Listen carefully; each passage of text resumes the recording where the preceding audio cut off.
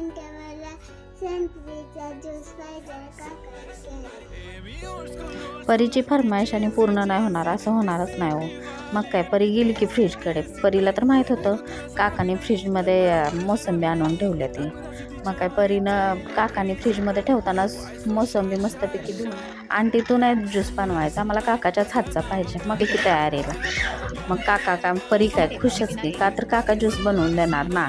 मग काय काका नंतर काय म्हणले, बाबा तुमची रेसिपी तुम्हीच बनवा, आपण काय करणार नाही. मग काय आम्ही लागलो की हो कामाला आणि घेतला की ज्यूसरण करायला लागलो. मग ज्यूस मग तेवढ्यात परीची लुडबुड, आणि मी पण थोडंसं बनवणार. मग काय लहान मुलांचा हट्ट पुरवलाच पाहिजे.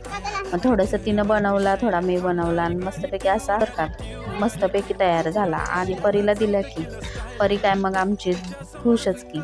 मग परी